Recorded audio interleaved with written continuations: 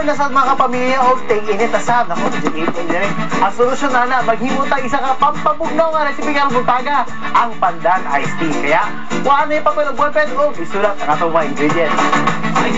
Tubig, saa, pandan leaves, o brown sugar. Ayan, andan na itong mga ingredients ng karon. Ang una tayo moon, pabukala na ito ang usa ka galon nga tubig diri sa ito ang hawa. Ayan. Okay, pag nabukal na siya, ayan, init-init na siya, no? Isa ka galon na siya nga tubig. Pwede na ito ibuhos ang ato ang tea bag. 5 ka tea bags. Ayan. Doon siya ipa. Mix na ito tarong. Ayan. Color brown na siya, no? Kaya naghalo na ang tea sa tubig. O isunod na to ang brown sugar.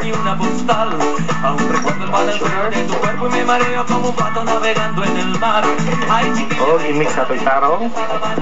O dali lang kayo sa imon. Perfect kayo nyo niya hapon. Pwede nyo pahimong pang merienda sa mga bata, no? Sa mga inyong mga bisita. Pwede kayo. O iduwag na to ato ang pandan leaves. Ayan.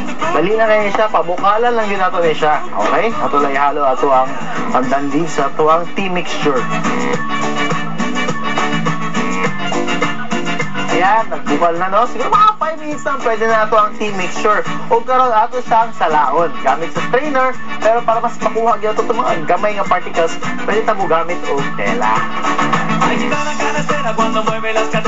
Karon ato yung balhin na ito ang tea mixture.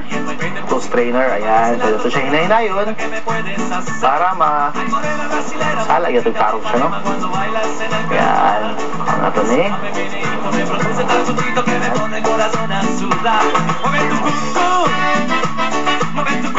Ayan. Naman na. Okay. Lakli na ito ni siya. O ibilin sa kadali o atong pabugnawon o taon-taon pwede nato siyang gutsang pitchel o imbutang ato sa restaurant. Ready na ito ang pandan.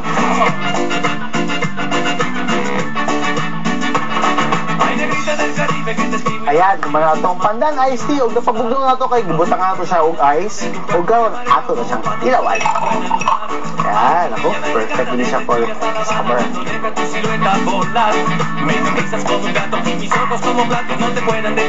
Perfect you guys, for summer kayo makapawala og uhaw. O syempre, pagulaba mo nga, mas makabarato pa mo kung muhimo mo ay sa balay kay kung palit mo sa supermarket o gasto po mo siguro mga 50 pesos pero kani, wala kabot og 15 pesos o pwede pa mutabang ang mga anak sa mga mami at daddy nila sa paghimo ani.